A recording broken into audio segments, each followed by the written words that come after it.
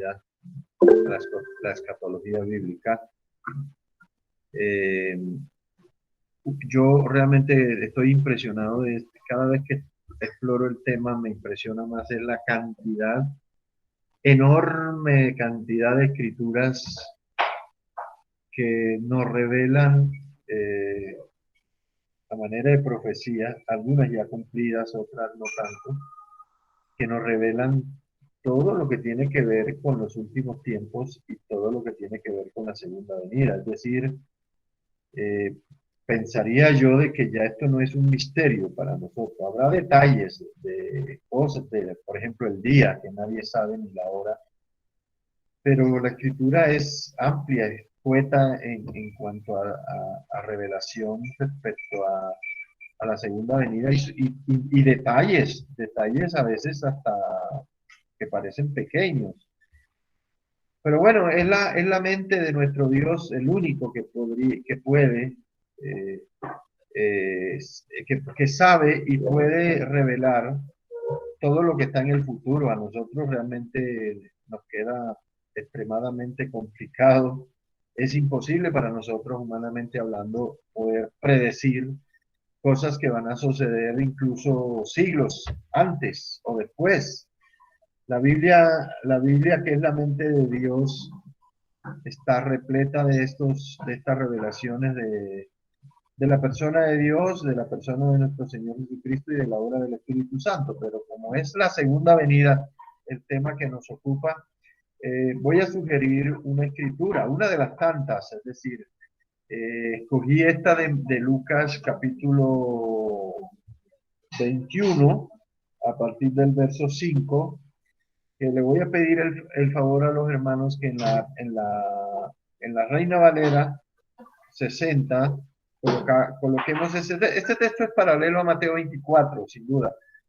Es más, Mateo 24 tiene más detalles de cosas, pero Lucas lo escogí a propósito porque tiene tres elementos que yo quiero mencionar en la medida en que lo vayamos leyendo, que los tengamos en cuenta, porque es que el Señor nos está advirtiendo desde hace 2000 años que su iglesia, su pueblo, debe tener una actitud que yo digo que es la actitud correcta que los cristianos, que los hijos de Dios deben tener cuando vemos que las cosas se están cumpliendo y cuando vemos que estamos próximos a la segunda venida de nuestro Señor Jesucristo. Entonces, por favor, el capítulo 21 de Lucas, en el verso 5, ahí ya hay una profecía de labios del Señor Jesús y era referente al templo. ¿Sí? Y dice la palabra del Señor así: Jesús predice la destrucción del templo, profecía cumplida en el año 70 después de Cristo, diríamos así. Es decir, cronológicamente esta profecía se cumplió 40 años después de que el Señor la diese, 40 años después, suponiendo que él murió en el 30. Dicen que entre el 30 y el 33. Pero 40 años después se cumplió, dice, y a unos que hablaban de que el templo estaba adornado de hermosas piedras y de ofrendas votivas, dijo, ofrendas votivas es de votos, personas que se comprometían a donar algo, votos. Eso se llaman ofrendas votivas. ¿Sí? Y entonces los discípulos, pues impactados por esa tremenda profecía, le preguntaron diciendo, Señor Maestro, ¿cuándo será esto? Entonces ya eso está cumplido en el año 70. Y esta otra, ¿y qué señal habrá cuando estas cosas estén para suceder? En lo sucesivo, él da esas señales. Él entonces dijo, mirad que nadie, que no seáis engañados, porque vendrán muchos en mi nombre diciendo, yo soy el Cristo y el tiempo está cerca, mas no vayáis en pos de ellos. Y cuando oigáis de guerras y de sediciones, no se alarmen, porque es necesario que estas cosas acontezcan primero, pero el fin no será inmediatamente. Entonces les dijo, se levantará nación contra nación y reino contra reino, y habrá grandes terremotos y en diferentes lugares hambres y pestilencias, como el COVID. Hambres y pestilencias. Y habrá terror, como está pasando, y grandes señales del cielo, muchas señales del cielo.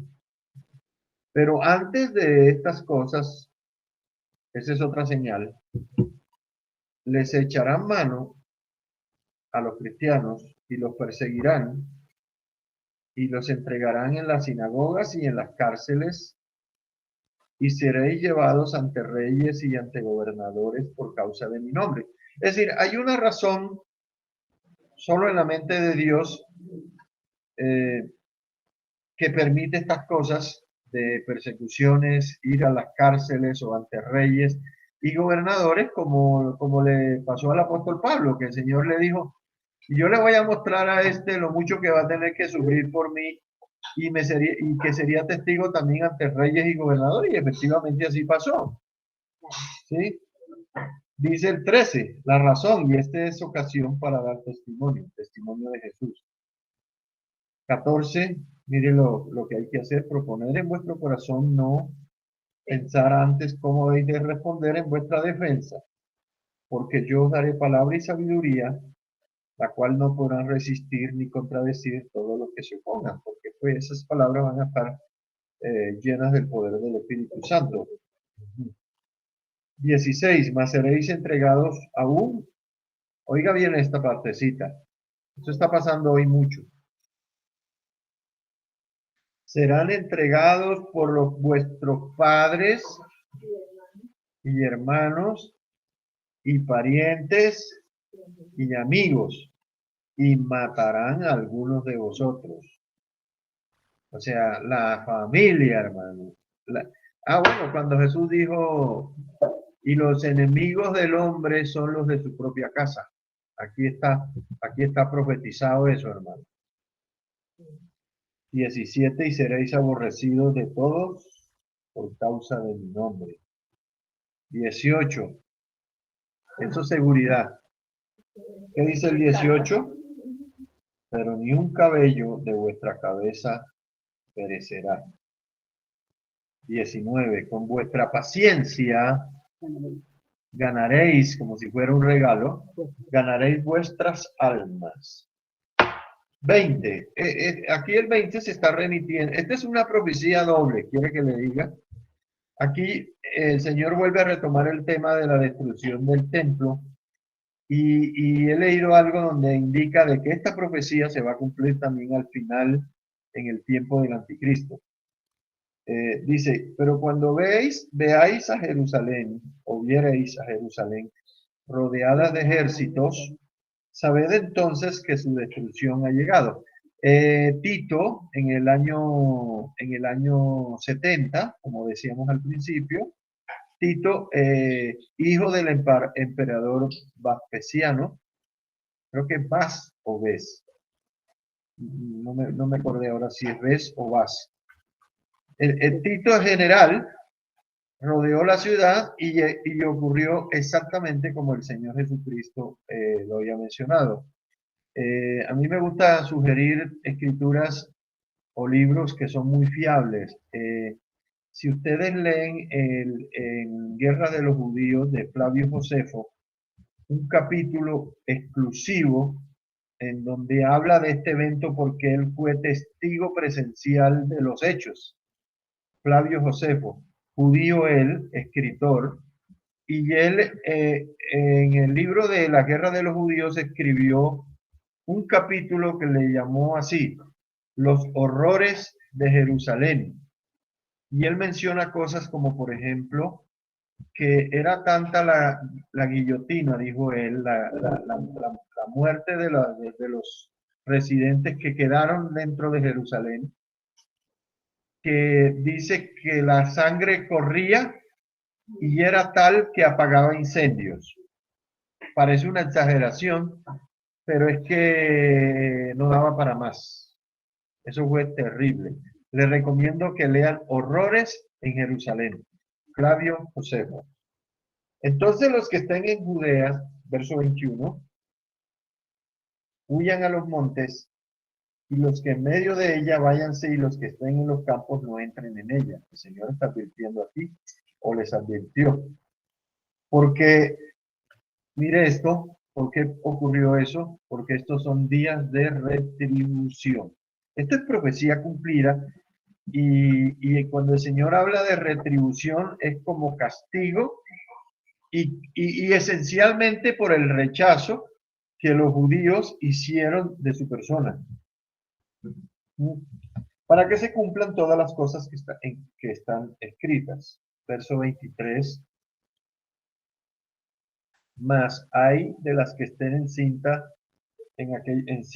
y de las que críen en aquellos días. ¿Saben por qué el Señor dijo hay de esas mujeres? Porque precisamente en la conquista de Tito de Jerusalén, las mujeres les abrían los vientres y les sacaban los hijos.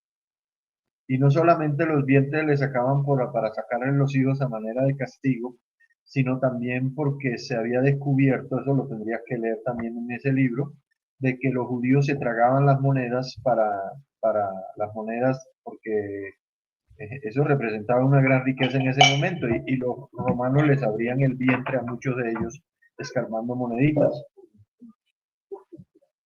Dice, porque habrá gran calamidad en la tierra e ira sobre este pueblo, sobre el pueblo judío. Y caerán a filo de espada y serán llevados cautivos. Este es lo que se llama la diáspora, la diáspora más grande que ha sufrido el pueblo de Israel. ¿El 24? El verso 24, sí. La 24 días. Sí, diáspora, eso sí. Diáspora es dispersión. Profetizada en Deuteronomio y en la ley de Moisés, cuando el Señor les dijo, si ustedes me dejan y violan la ley y todo esto, yo los voy a coger y los voy a arrancar de la tierra y los voy a mandar los voy a dispersar. Y aquí precisamente en el año 70 se cumple esa profecía, eh, y dice que Jerusalén será hollada por los gentiles. Los romanos eran los gentiles. Y algo de esto también tiene hacia el futuro, porque pues viene una invasión de Rusia y pues, los gentiles otra vez, y cuando haya templo va a suceder algo parecido. Lo que Daniel llama la abominación desoladora también acá se puede mencionar.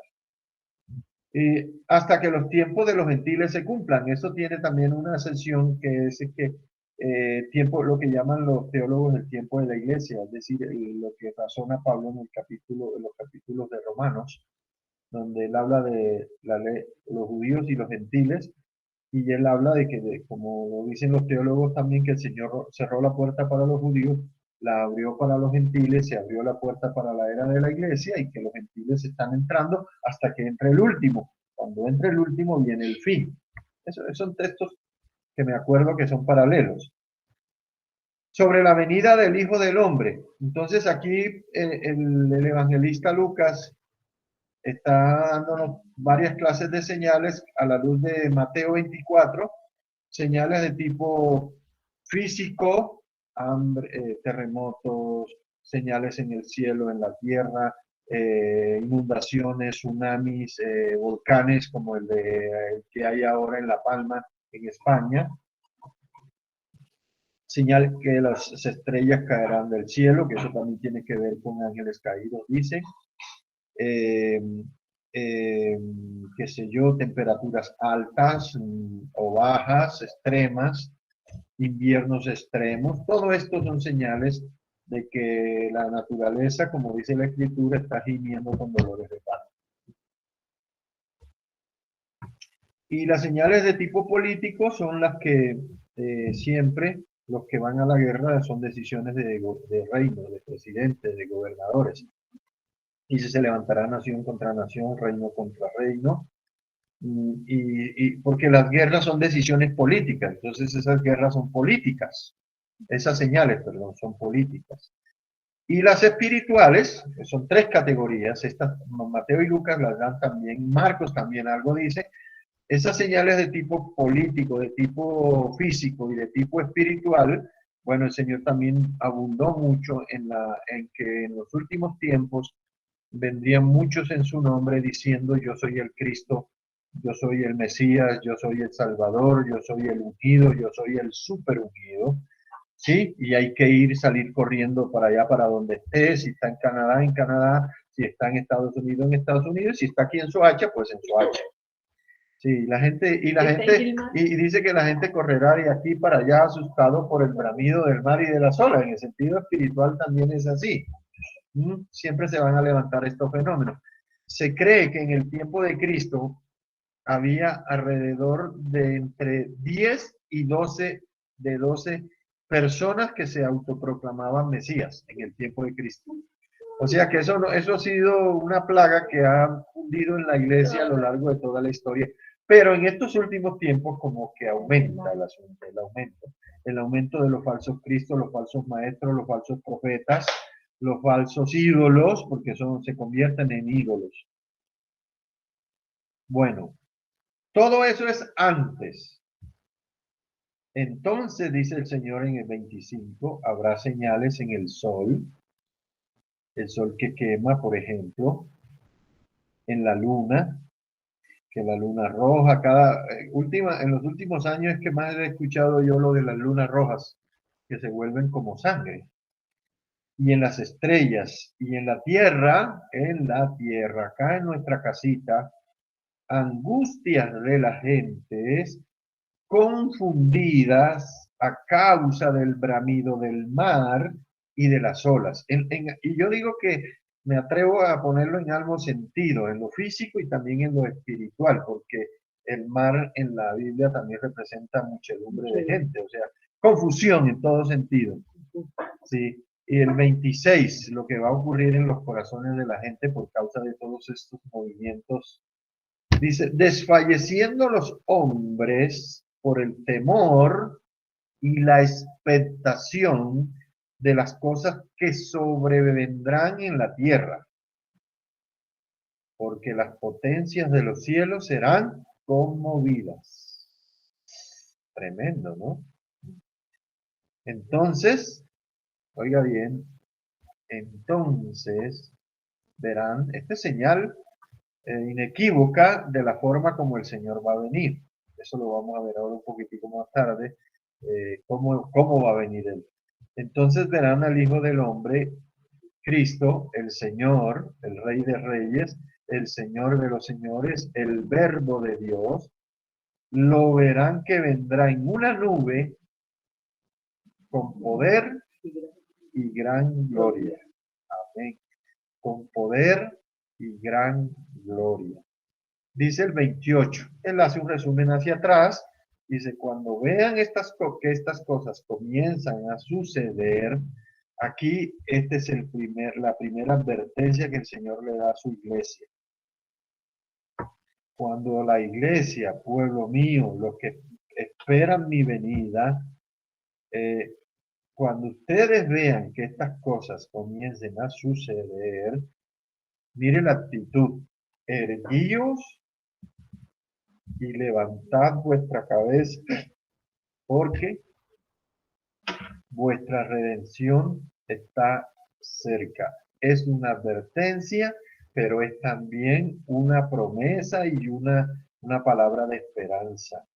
Erguíos, mi hermano, no se esconda como los demás, no entre en pánico como los demás, usted sencillamente diga, bendito sea el nombre del Señor, que lo que prometió, aquí lo estoy viendo, si estamos vivos para eso.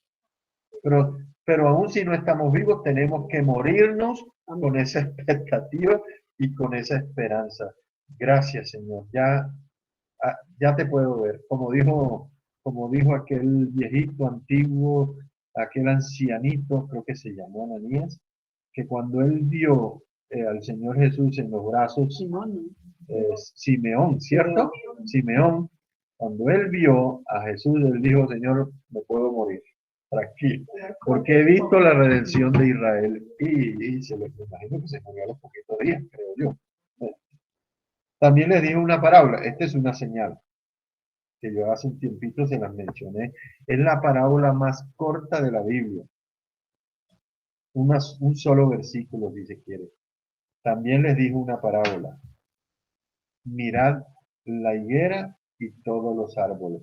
Todos los comentarios que yo he leído hasta la última hora, indagando qué significa esas palabras. La higuera es Israel y, los otros árboles son las demás naciones. Es como el Señor diciendo, miren lo que pasa en Israel y observen lo que pasa en todas las naciones de la tierra. Porque Israel como nación es una de las señales más claras de lo que pase allí, en esa tierra, allá va a ser Armagedón, eh, va a ser el que marque eventos que tienen que ver con el tiempo del fin. Israel, la higuera, es Israel y los árboles son las demás naciones. Y dice respecto de Israel o de la higuera, cuando ya brotan las higueras y ustedes lo ven, ustedes concluyen de que ya el verano está cerca. Cuando ustedes vean que ocurra lo que profetizó el profeta Daniel, que él dice, y cuando se acabe la dispersión del pueblo santo, Israel, todas estas cosas serán cumplidas. En otra oportunidad leeremos esa profecía de Daniel. Pero él habla en esos términos. Cuando se acabe la dispersión, y eso ya ocurrió hace 70 y tantos años, 72 años creo, que ocurrió cuando se acabó la dispersión. Esa diáspora se acabó. Todavía hay judíos en el exilio, pero bueno, será porque no quieren volver o porque están contentos en las naciones donde están, pero, pero proféticamente hablando, Israel volvió a la tierra. Es un hecho, es una profecía cumplida. Yo había sacado la cuenta, después de 1887 años, bueno, es fácil, desde el año 70 después de Cristo, que ocurrió en lo de diáspora, hasta el regreso en 1948, hay 1870 y tantos años. Imagínense, 1800 años, 18 siglos. Eso es un montón de años. Pero ya ocurrió, la palabra del Señor se cumplió. Dice, así también vosotros, a nosotros nos habla el Señor, cuando vean que estas cosas suceden, sabed que está cerca el reino de Dios. Y el 32, me llama la atención el tiempo que usa la Biblia aquí para nosotros hoy, para nosotros. Dice, de cierto os digo, dice el Señor, que no pasará esta generación. La Biblia siempre habla en ese verbo presente continuo. Lo dijo hace 2000 años y les dijo a esa generación, no pasará esta generación. Pasaron 10 siglos, no pasará la vigencia de la palabra de Dios también. Y a nosotros hoy nos dice, y si nosotros nos llegamos a morir y el Señor sigue hablando en estos mismos términos, le dirá a esa otra generación, y no pasará esta generación, hasta que todo esto acontezca. Y aquí viene lo que yo llamo la firma de Dios, es la firma del Señor Jesús. El cielo y la tierra pasarán, pero mis palabras no pasarán. Otra parte dijo, ni una tilde, ni una jota de la ley dejará de cumplirse. Sí, sí, ni una tilde, o sea, puntico por puntico. Otra advertencia, esta es la segunda que yo llamo la segunda. La primera dice, cuando comiencen a suceder estas cosas, erguid y levantad vuestra cabeza porque vuestra redención está cerca. Acá nos vuelve a decir, mirad por vosotros mismos. Mirad por vosotros mismos. Ojo. Desierto, desierto. Ojo, ojo.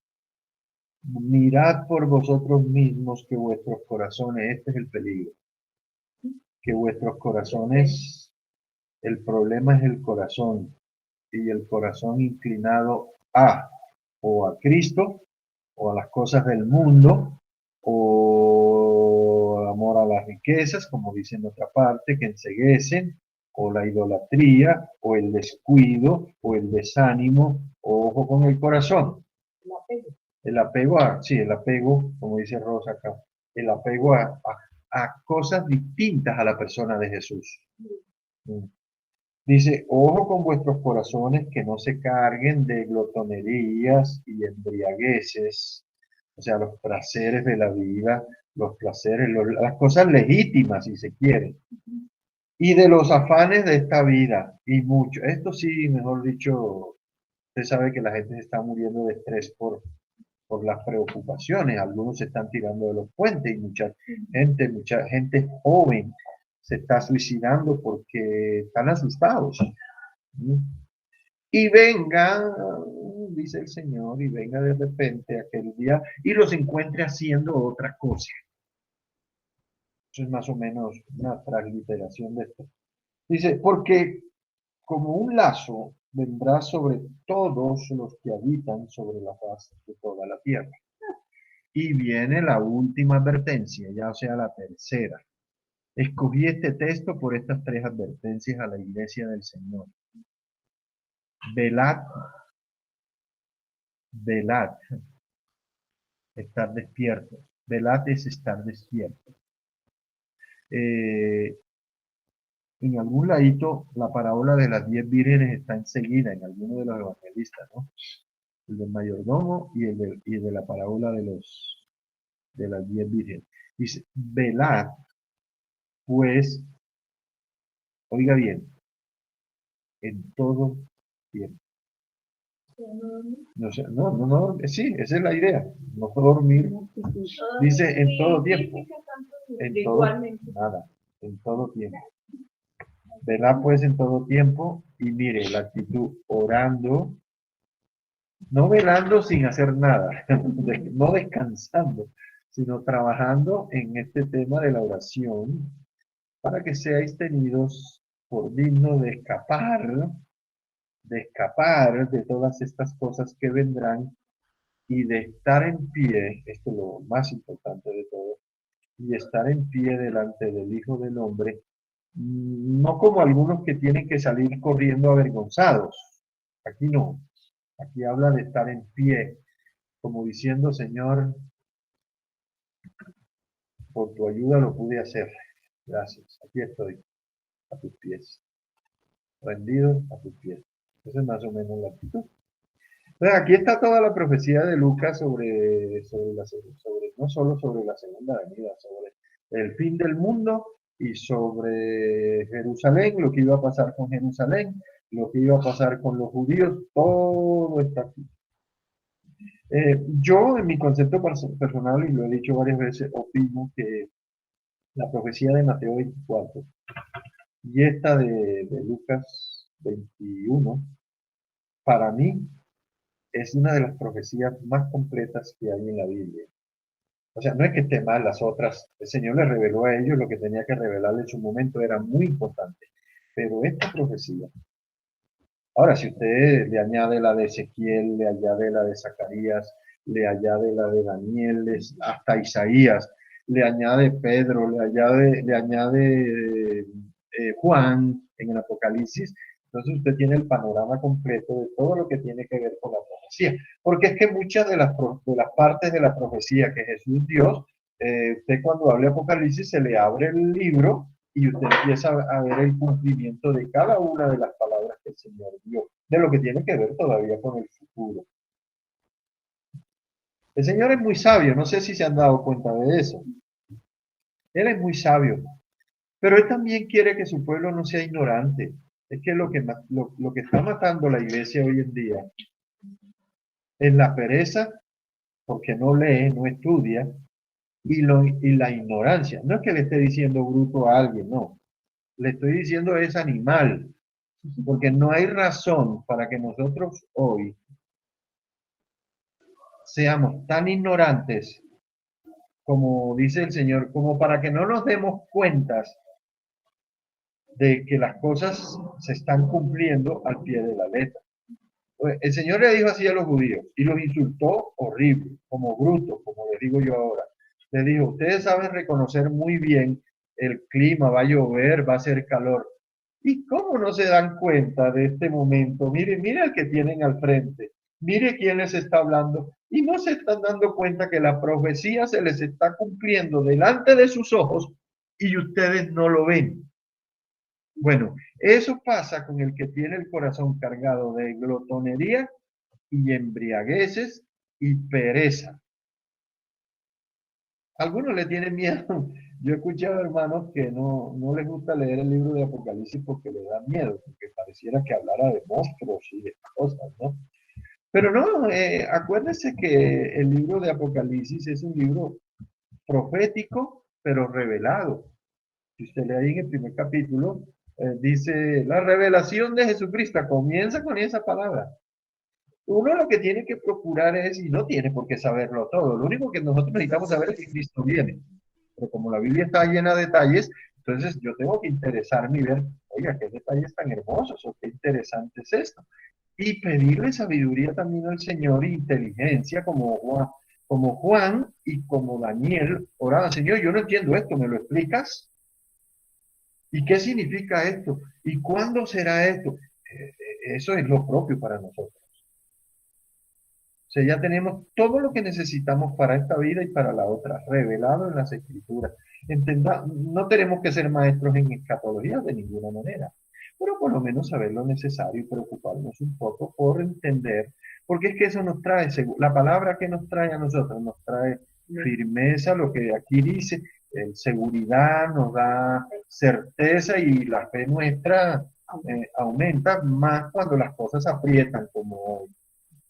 Entonces, esto de la segunda venida realmente es un tema muy interesante. Yo no sé cuántos días me voy a demorar, pero yo no tengo afán tampoco.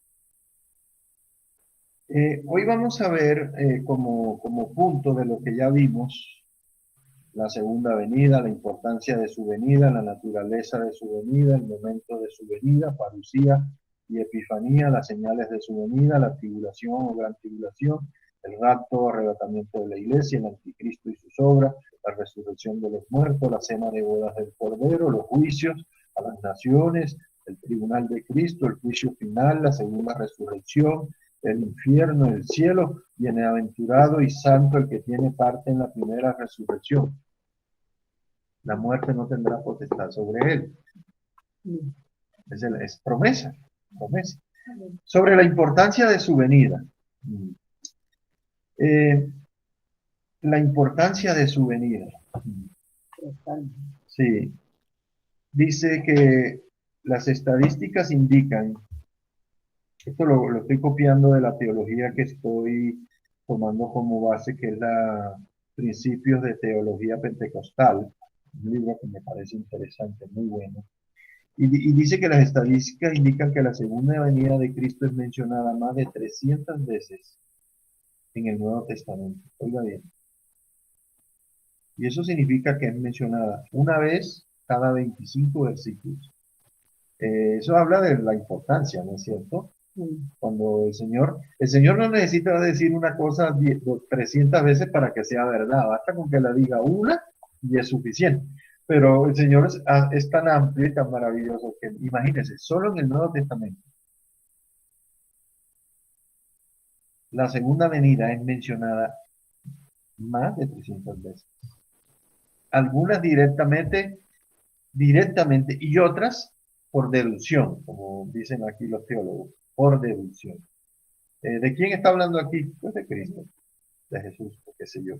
Bueno, y el apóstol Pablo, que pues si usted lee cartas completas como la de primera y segunda de Tesalonicenses, aunque él lo sigue nombrando en sus 13 cartas, ya les dije un dato, Pablo escribió 13 epístolas, 13. Y hay la sospecha de que Hebreos es escrita por un discípulo de él, algunos dicen por ahí, bueno, entonces diríamos que casi 14. Pero bueno, 13, las 13 que conocemos, dice que el apóstol Pablo habla alrededor de 50 veces y hace 50 exhortaciones en el sentido de la segunda venida del Señor. Pablo es el que más habla de velar, de estar alerta, de estar preparados, Pablo. O sea, y él interpretando las palabras del Señor Jesús en Mateo 24, Lucas 21, y el otro que hace es Marcos. Marcos también hace muchas referencias al final de los tiempos. Y entonces, toda la Biblia, por decirlo ya en sentido más general, toda la Biblia está llena de referencias a la primera y a la segunda venida. Todas las profecías las profecías mesiánicas del Antiguo Testamento se cumplieron en la venida en la primera venida. Entonces, todas están en el Antiguo Testamento. Es más, cuando el apóstol Pablo o el apóstol Pedro mencionaban alguna profecía que se cumpliera en algún momento, ustedes la van a ver ahí escritas en su Biblia.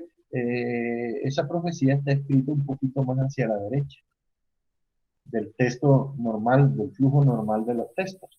Es como queriendo decir, esto que estoy yo diciendo y que se está cumpliendo hoy, fue dicho por el profeta, y de pronto cita a Isaías o a Moisés. Jesús dijo, la ley, los profetas y los salmos. Entonces incluye a David. Pedro en el monte, perdón, en el día de Pentecostés, hizo mención de la profecía de Joel, por ejemplo, sobre la venida del Espíritu Santo. Entonces, más o menos como uno a lo largo de la lectura y el estudio de las Escrituras, el Señor lo va alimentando a uno con estas palabras de ánimo y de exhortación que nos permiten a nosotros sencillamente, procurando también el Señor que en este tiempo de apostasía y de falsos cristos y de falsos maestros, nosotros no caigamos en la trampa de ser seducidos como Eva y ser engañados respecto a la segunda venida, como dice el apóstol Pablo. Porque no quiero que ignoren, dice en segunda Efesios. Sí, creo que es en segunda. No quiero que ignoren como le ha ocurrido a los que ya murieron. Entonces, las 10 vírgenes, la parábola de las 10 vírgenes también es una parábola propia en este momento recordarla para que nos demos cuenta cómo va a ser la venida del Señor también de forma introspectiva, de forma sorpresiva, pero ahí había vírgenes que sabían que Cristo venía, incluso salieron a recibirlo, pero su corazón estaba en glotonerías, estaba durmiendo y pensaron que el Señor todavía se tardaba y que tenían tiempo de comprar aceite. Y resulta que no. Entonces, lo importante también es la medida de aceite que debe haber en nuestras vidas. La medida de aceite representa dos cosas. Una, la palabra de Dios. Dos, la llenura del Espíritu Santo. ¿Qué tan llenos estamos del Espíritu Santo? Y como consecuencia de la palabra de Dios, es lo que va a determinar que seamos aptos o no para recibir al Señor Jesús. No cualquier medida, indica la parábola de las 10 vírgenes, no cualquier medida alcanza. Así que no nos conformemos con lo mínimo y lo necesario, diría yo. En las parábolas del mayordomo fiel también el Señor dijo, este mayordomo pensó que yo me demoraba y entonces comenzó a embriagarse y a emborracharse y a tratar mal a los demás y etcétera, etcétera. Y vino el Señor y dijo, mijito, venga para acá. ¿Qué es lo que está haciendo usted? Ah, Señor, es que yo pensé que tú te demorabas un día más. No, no, por eso yo dije que ni la hora ni el día nadie lo sabe. Usted tenía que estar listo. Venga para acá, mijito. Mm, mm. Entonces, el Señor nos dice, no, no se dejen sorprender desprevenidos.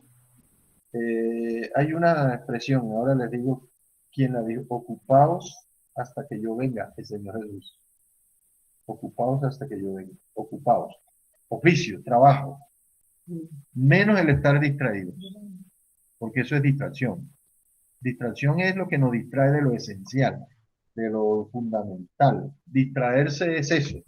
¿De qué me voy a distraer? Algunos dicen, no, es que este sábado me voy a distraer. Entonces se van por allá de rumba, pero a distraerse de qué? Del trabajo y de la familia. Ah, grave, ¿no? Dice Primera Tesalonicenses 1:10, el apóstol Pablo.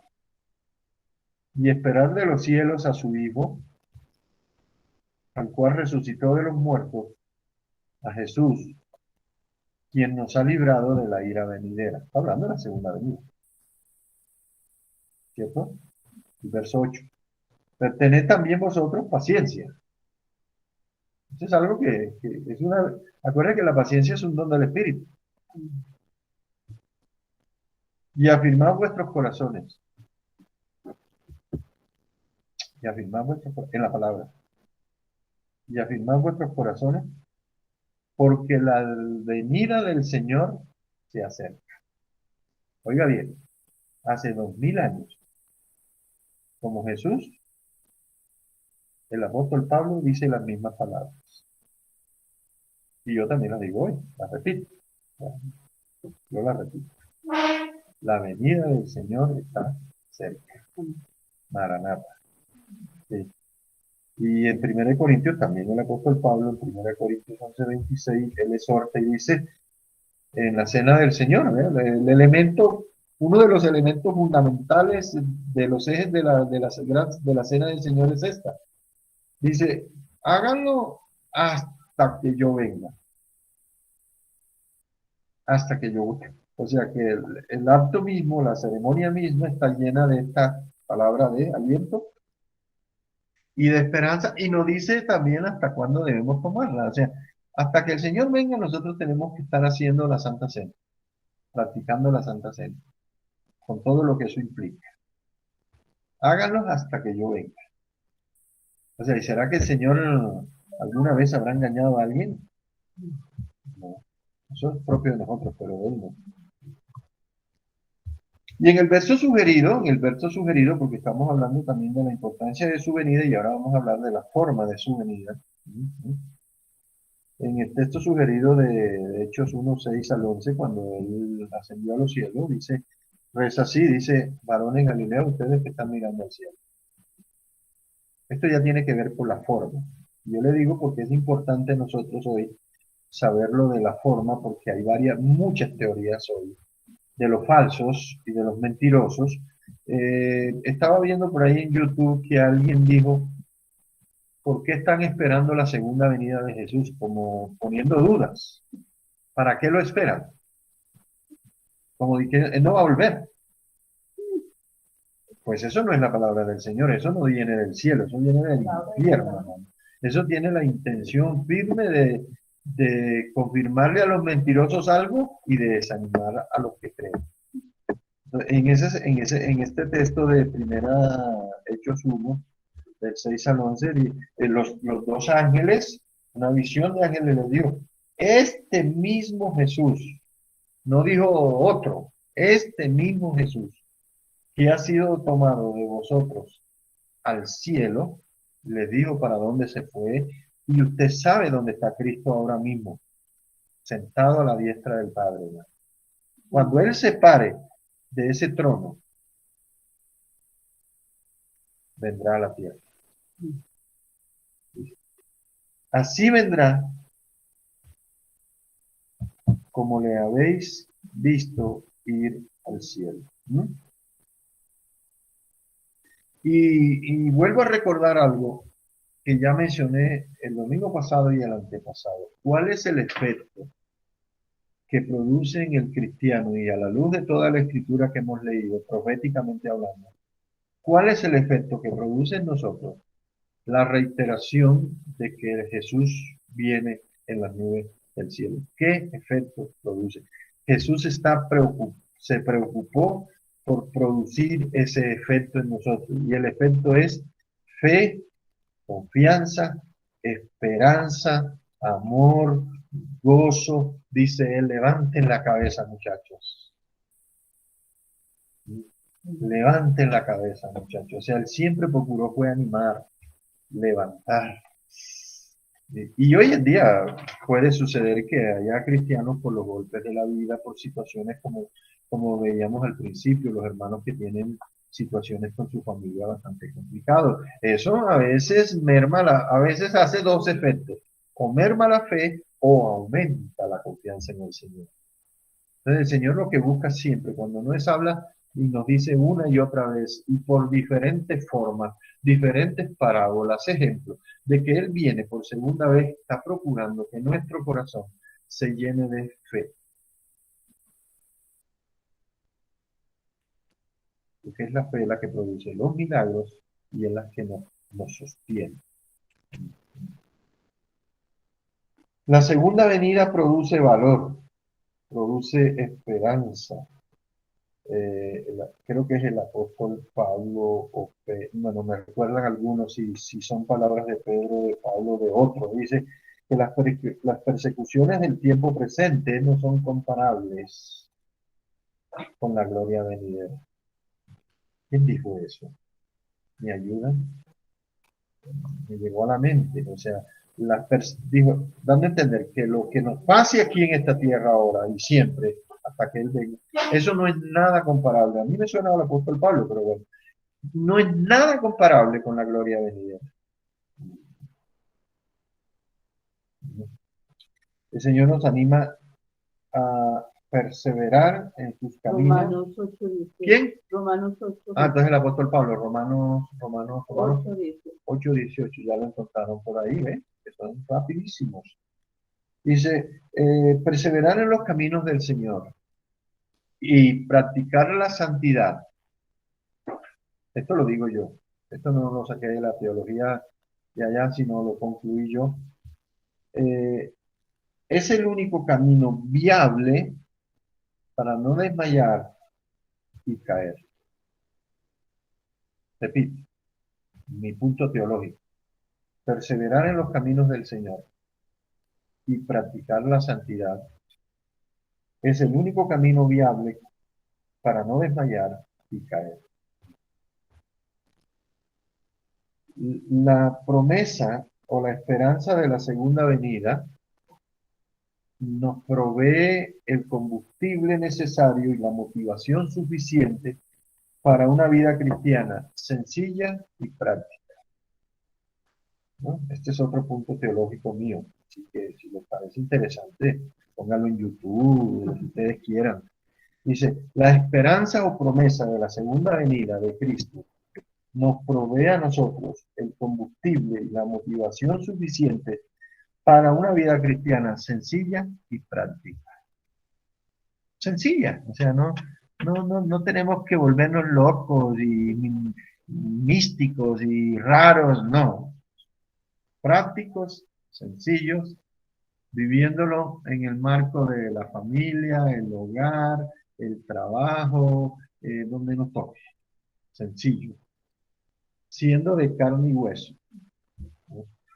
Como no. Sí, como le tocó a Enoch, de ser muy espiritual en medio de una generación mala, perversa, y tener una comunión perfecta con su Dios al punto de que el Señor fue el que lo arrebató a él. Y el Señor, todas estos elementos, todas estas palabras, todas estas exhortaciones, estos términos como velar, perseverar, también nos anima a otra cosa, que es lo que está sufriendo hoy en día. Cuando yo hablo de la desnaturalización de las relaciones, este tiempo de pandemia, como dijo un hermano, la iglesia no está en pandemia, está en Cristo. Parece interesante, ¿no? Por ahí salen cosas buenas. Y esta pandemia ha desnaturalizado la forma natural de la vida de la iglesia. Bueno, son cosas circunstanciales, ¿no? Pero en algún momento todo tiene que volver a la normalidad. Tenemos que procurarlo. Algunos hermanos no lo están haciendo y no quieren hacerlo porque así se pueden escapar a los domingos para un lado, para el otro. Es distracción, más que todo. Están en plan de distracción. Y eso de estar uno cogiendo bus y tener que ir a un lugar a encontrarse con el Arturo, como me dicen, el tal, el Arturo, el tal, el aquel. Entonces eso es, bueno, yo prefiero mejor quedarme en la casa aquí en la pijama y con corbata para que me vean bonito y etcétera, etcétera, etcétera. Todo eso está desnaturalizado. Pero cuando nosotros hablamos de la segunda venida, Pablo habla de que nos insta al amor fraternal, a las relaciones naturales, normales, físicas, no virtuales ni de otra forma. Dice, la segunda venida nos provee de ese combustible necesario para animarnos a volver a la naturalidad. como repito, como nos está ocurriendo en este momento, una de las mayores cosas que está sufriendo en este momento son las relaciones. Entonces, por algún lado, en ese sentido, con la voluntad permisiva de Dios, Satanás está atentando contra las relaciones fraternales. También nos anima a compartir de Jesús, tiene que ver con la evangelización, y también nos anima al amor fraternal práctico en el sentido de compartir las necesidades, porque no me diga que en este tiempo donde se han perdido empleos y trabajos y hay necesidades y hermanos y hermanas que se ven en apuros, incluso para comprar una libra de lenteja o para pagar un servicio de luz o cualquier otra cosa, no me diga, hermano, que no la pasan maluco. Entonces, la segunda venida también nos provee el combustible necesario para darnos cuenta de que si yo estoy bien, es probable que otros no.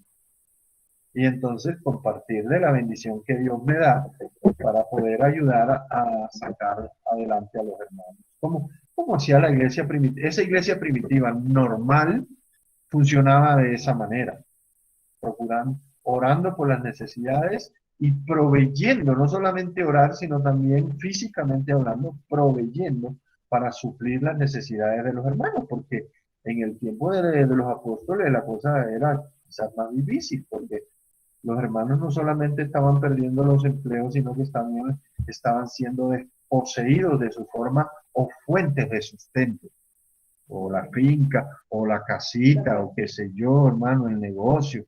Expropien, eso era un Maduro, expropien, expropien, expropien, era un Petro, expropien, expropien, expropien. ¿Y los empleos qué? ¿Me entiendes? Ese es el socialismo, ¿cómo se llama? Ya nos metimos en política, el nuevo socialismo siglo XXI. Socialismo siglo XXI. Entonces, a ver, Tito 2.13 dice, a mí me gusta como Tito llama la segunda venida. Este título no lo habíamos leído. Se lo recomiendo que lo lean ahí. Tito, el apóstol Pablo a Tito, la segunda venida él le llama la esperanza bienaventurada. Ay, qué título tan hermoso. La esperanza bienaventurada y la manifestación gloriosa de nuestro gran Dios y Salvador Jesucristo. Y llama la atención que lo ubica, lo identifica como Dios, cosa que también hace Juan, ¿no? En tercera de Juan. El gran Dios y Salvador Jesucristo. Entonces es un hecho, hermano. Jesucristo o viene, no hay otro. O sea, nadie puede orar para que no venga, ni tampoco hay que orar para que el Señor le revele el día y la hora. No pierda el tiempo. No se las dé de muy tetra espiritual pretendiendo, como algunos, de que el Señor le reveló el nombrecito en la piedra escondido y le reveló también el día y la hora de la segunda venida y que también usted está orando para que el Señor se retarde un poquito porque está justificando algún pecado. No hay nada. El Señor viene o viene. O sí o sí. La naturaleza o la forma de su segunda venida. Este es el último punto, yo creo, por tiempo. La naturaleza o la forma de su venida. Vimos aquí ahora anteriormente fue la importancia de su venida y el efecto que produce en el corazón del ser humano cuando el Señor te dice, voy a por ustedes. Estoy listo para ir por ustedes. Ahora es la forma, la naturaleza de su venida o la forma de su segunda venida. La segunda venida de Cristo es literal.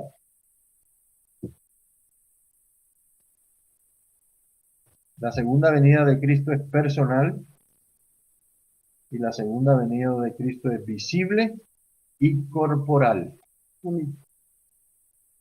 ¿Ven? Esto sí me limité a la teología porque me parece, porque cuando él aborda, cuando los autores de la teología que estoy consultando abordan este asunto de la forma de su venida y la naturaleza de su venida, ellos se preocuparon lo mismo que yo hoy de establecer estas tres pautas porque hay muchas teorías hoy. En la era de los falsos apóstoles y maestros y de los que tienen la última revelación del cielo, la última Coca-Cola del desierto, es bueno decirle, por eso yo reiteré el texto de hecho, los ángeles le dijeron a los apóstoles, ese mismo Jesús, ese mismo que le ha visto, que lo pudieron ver visible, ese mismo, así vendrá como le habéis visto ir al cielo. O sea que ahí tenemos, claro, Apocalipsis 19 está llena de otros detalles. Cuando habla de majestad y gloria, eso indica rodeado de ejércitos que lo siguen, y él es el capitán, él es el rey, él es el que manda, por favor, detalles de la segunda venida. Todas las demás profecías te hablan también de hermosas, esos hermosos detalles que tienen que ver el hecho. El hecho es que Él viene, ¿no? Lo demás son cosas que el Señor también le agrega para alimentar nuestro corazón de esperanza. Pero repito, mis hermanos, el Señor viene de forma literal. ¿Sabe qué significa literal? Le pongo un ejemplo. La primera venida de Cristo, su primera venida, ¿se cumplió literalmente como estaba en las Escrituras o no? Sí. ¿Y por qué la segunda no va a ser de la misma manera? Para evitar que sean llenas de todo misticismo y le adornemos más de lo que la palabra ya tiene adornada toda esa segunda venida. Él va a venir. Si todas las profecías que tenían que ver, que eran montones de profecías, se cumplieron literalmente con la primera venida, por deducción, incluso, yo también puedo concluir de que todas las profecías que tienen que ver con la segunda venida y que son más de 300, se cumplirán literalmente porque sabemos quién es el que lo ha dicho y quién es el que habla. Nuestro Dios. Y él mismo. Él mismo se autoprofetizó, por decirlo de alguna manera. Él dijo, yo vengo de esta manera. Para cumplir las escrituras también. Entonces, literal, personal, visible y corporal. ¿Sí? Y todas las profecías contienen estos elementos. Daniel lo vio de esa manera. Daniel 12 lo vio de esa manera. ¿Sí? Porque hay teorías, y hay muchas, la teología está llena de ejemplos que no quise tomarme el trabajo, los tomé como para alimentarme yo de razones para decirles que hay hoy teorías de que que él viene en espíritu, en forma mística, ¿sí? O que ya vino en Pentecostés, cuando vino el Espíritu Santo. ¿Sí? O que vino que fue cuando nos convertimos. Jesús vino cuando nos convertimos. ¿Sí? ¿Cierto? Y bla, bla, bla, bla, bla, bla. No, hermano, literal. Literal. Y eso nos manda otra vez a la escritura. Nos manda a la escritura. ¿De acuerdo? Yo cuando oigo profecías que estén por cumplirse, las oigo, pero le aplico las normas que el Señor nos dio. Escudriñen todo y retengan lo bueno, si lo tienen. Porque muchas de las profecías que son contrarias a la escritura, por lo general, casi nunca tienen nada bueno.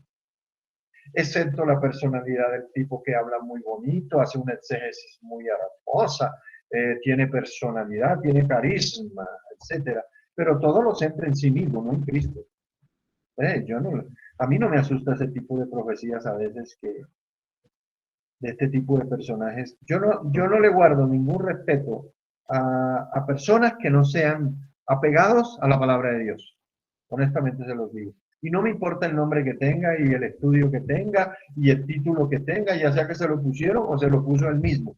Yo no le guardo ningún respeto a una persona que no sea literal y que no sea apegada a las Sagradas Escrituras, ¿no? Y no tengo por qué. No tengo por qué, porque puedo caer hasta en la idolatría, puedo caer por eso. Entonces la segunda de Cristo será tan literal, la segunda venida, como la primera. No será en forma figurativa, como también algunos han dicho. ¿No? Ahora, la primera venida dice que fue en gloria. ¿No fue en gloria? ¿Quién dijo que no? Por acá están diciendo que no, no sé. Están como pensando, ¿no? Porque es que cuando nosotros imaginamos la primera venida, usted se imagina el niño naciendo ahí en el pesebre. Y yo, ¿cuál gloria? Yo, que no vino en gloria. La cantidad de ángeles que aparecieron anunciando la venida y las luces que se abrieron en el cielo y los cantos que hubo ese día. Oiga, hermano, no me diga que eso no es gloria. Y en ese momento, y ahí la encarnación, ¿qué? La encarnación misma. Entonces, la primera venida fue en gloria, la segunda también será en gloria. Uno diría, con más gloria, bueno, porque hay más revelación, más detalles. Vino en gloria en primera vez, vendrá en gloria la segunda vez también. El apóstol Juan, mira, cuando usted lee el capítulo 1 del apóstol Juan, en Juan 1, dice, y vimos su gloria. Entonces allá ahí habla de gloria. Y les hago otra pregunta. ¿Qué vieron Juan, Pedro y quién fue el otro que estaba en la transfiguración? Eran tres. Santiago, Jacobo. Bueno, ¿sí? ¿Qué vieron? Cuando Jesús se transfiguró, ¿qué vieron? Pues su gloria. Es más, lo vieron tal como Él es. En real, realmente. Tal como Él era. En la majestad, en la gloria. Tanto que Pedro dijo cosas que ni sabía que estaba diciendo. Hagamos tres enramaditas por aquí.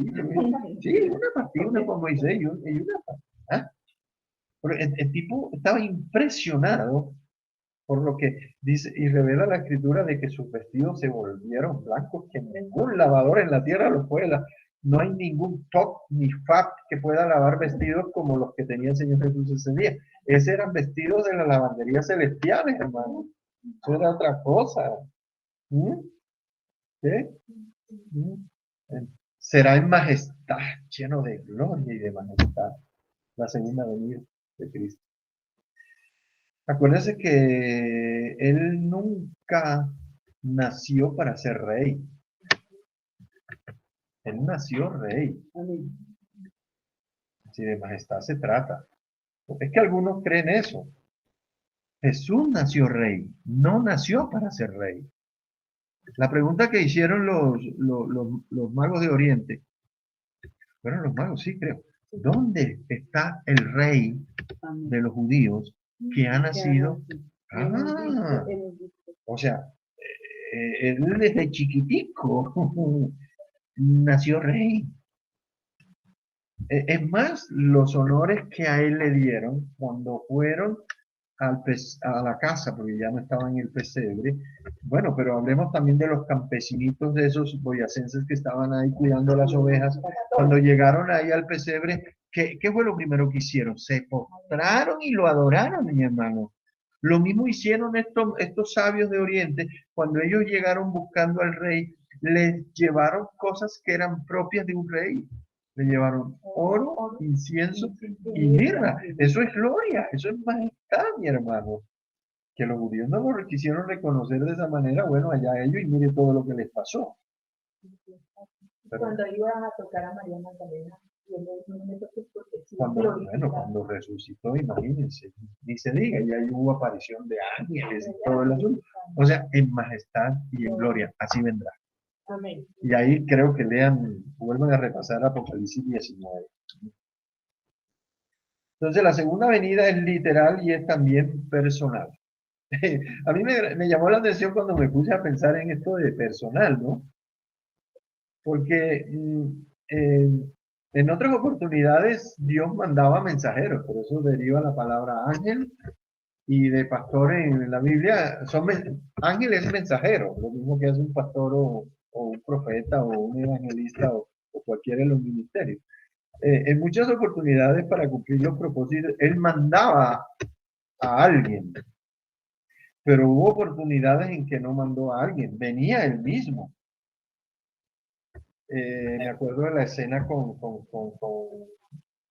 Abraham cuando pensaba el Señor ya destruir Sodoma y Gomorra, personalmente. Eso es lo que se llama una teofanía.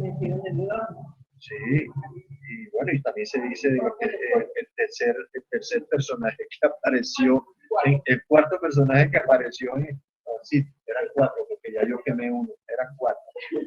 Eran cuatro. En el horno de Sadrach, Mesach y Abednego, en el horno en Babilonia, ¿se acuerdan? El cuarto personaje. ¿Quién sería ese personaje?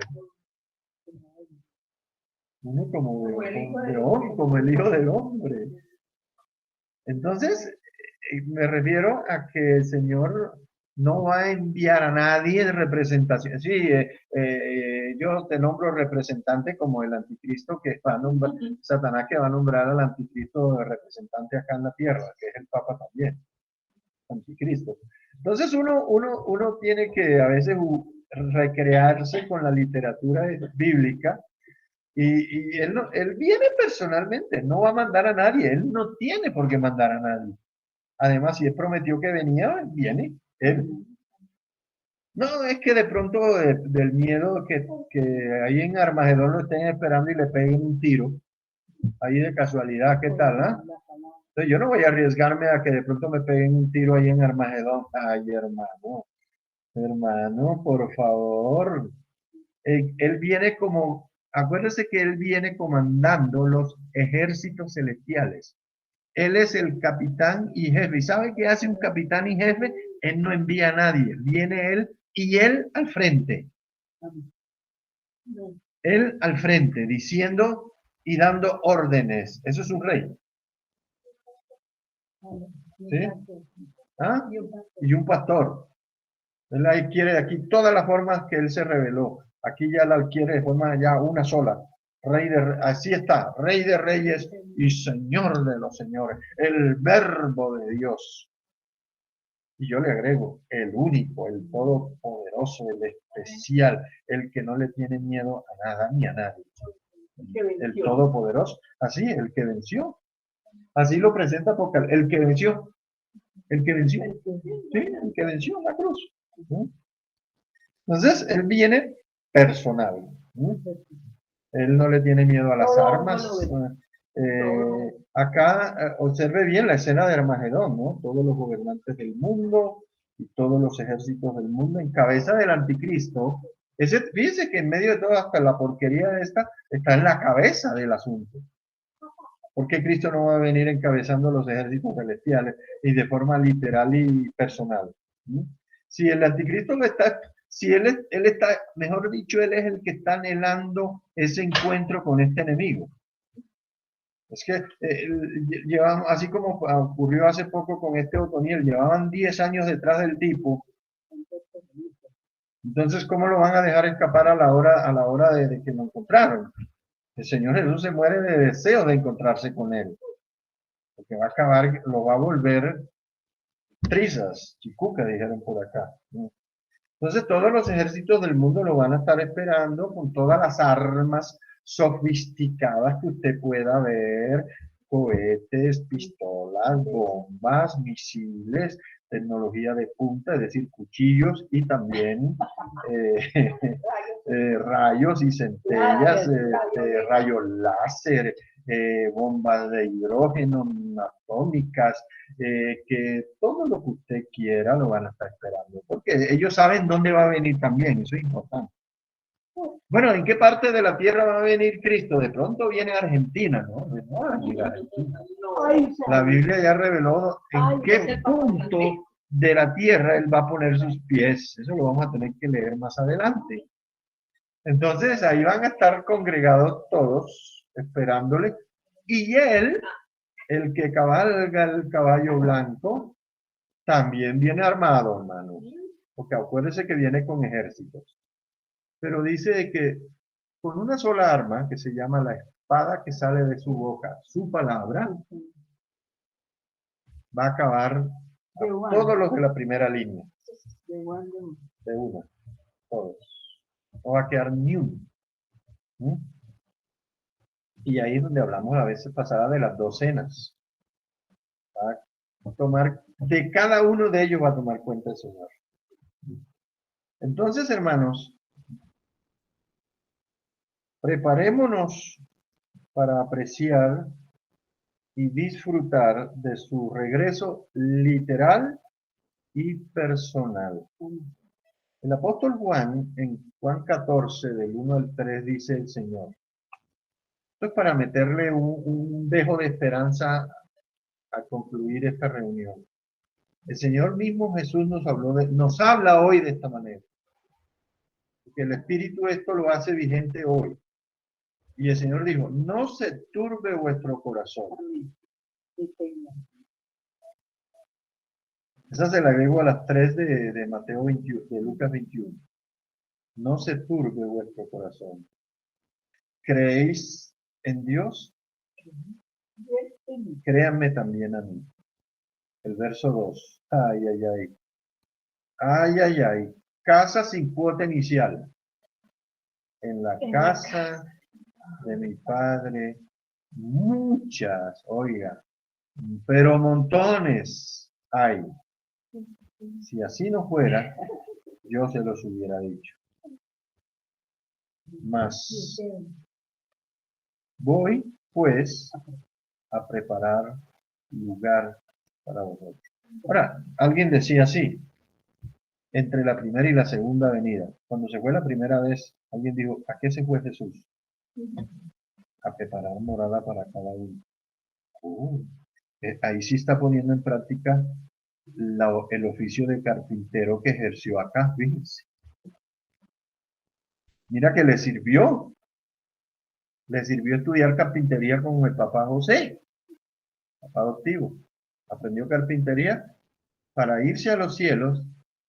Qué bueno que es el Señor Jesús, ¿no es cierto? O sea que esa casa en un terremoto no se va a caer, porque Él sabe muy bien. Imagínense que el fundamento es el mismo. ¿Qué tal eso? Así, dice, y si me fuere yo les prepararé el lugar, vengo otra vez, y los tomaré a mí mismo, dice. Les preparo el lugar, cuando estén listos, vengo otra vez, y los tomaré a ustedes, para que donde yo estoy, vosotros también estéis. Ahora, dígame si eso usted no lo llena de fe. Que Jesús nos quiera tener donde Él está. Y hay acá cristianos que no quieren saber, cristianos dicen que no quieren saber de Jesús. Están orando es para que Jesús no vuelva rápido. Hay tantas cosas que tienen que arreglar que dicen, mejor Señor, demórate un poquito más. Pero el Señor no se va a demorar más de la cuenta. Ahora, si estas palabras no te animan, entonces yo no sé qué lo hará. La palabra de Dios, quiero decir. Este mismo Jesús que ha sido tomado de vosotros al cielo, así vendrá como lo habéis visto ir al cielo. Amén. Amén. Concluí con esa pequeña oración y con esa pequeña palabra de esperanza, tratando de animar a los hermanos del Edén, a la familia del Edén, diciéndole que las pruebas son difíciles, hay problemas, hay dificultades, hay necesidades, pero el Señor va a venir de todas maneras. Haya o no haya necesidades, haya o no haya problemas. Ahora, máxime cuando el Señor lo que nos garantizó fue eso. En el mundo tendréis aflicción, pero confiad. Yo he vencido al mundo. Ahí está. Bueno, si tienen algo que decir o que aportar, por favor, hablen.